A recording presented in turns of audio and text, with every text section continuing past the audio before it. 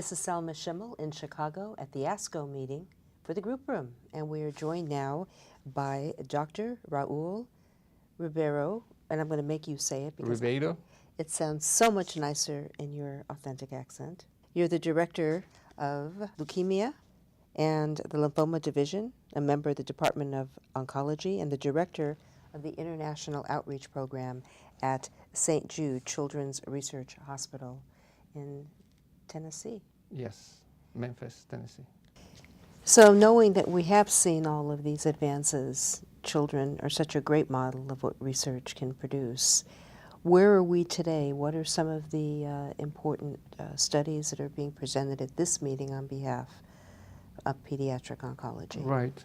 So, as you know, St. Jude has made a very bold step in terms of facing pediatric cancer.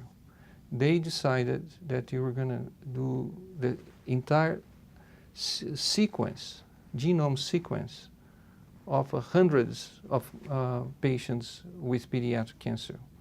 So they really are trying to identify which lesions in pediatric cancer that determines why that normal cell becomes malignant, what we call drive genetic changes.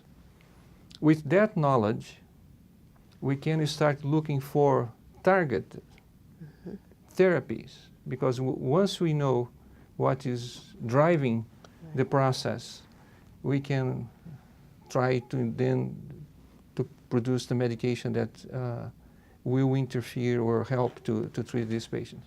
So there are two things going on at St. Jude at this time. One, identifying the lesion and discovering medications for that type of lesion.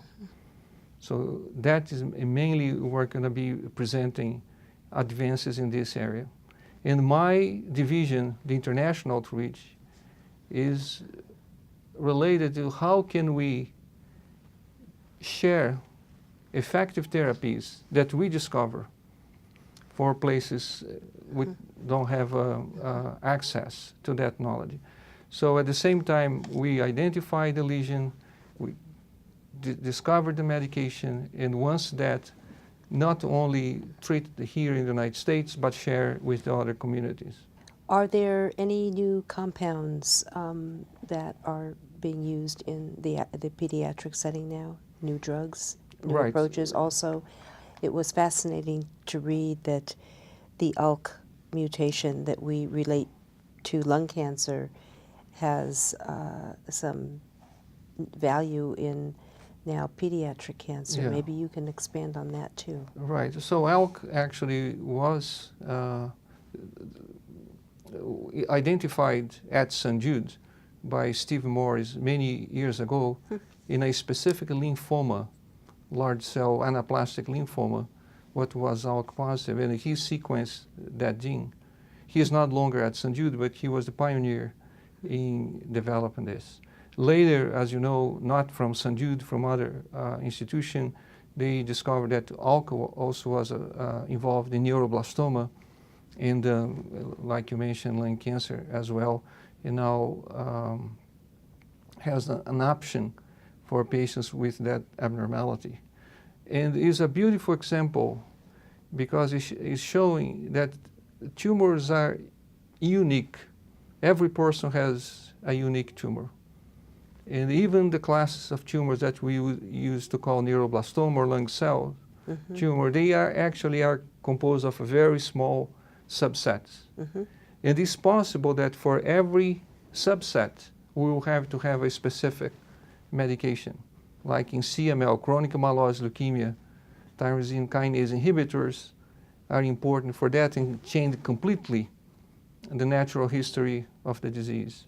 In patients with Philadelphia positive acute lymphoblastic leukemia, the same. Now, only 5% of the patients, but in the past, 80% would die if treated with chemotherapy alone. Now, with chemotherapy and the tyrosine kinase is the opposite. So I think now the progress, you're going to be identifying specific medication for a specific genetic changes and will benefit small subsets of patients at a time. And how do children tolerate treatment? Very well, amazingly well. I think kids have such a capacity to interact with the treatment without giving up their childhood activities. They go, they suffer, they cry, half an hour later they are playing, and they are fighting for the leukemia, but at the same time they are learning and developing at the same time.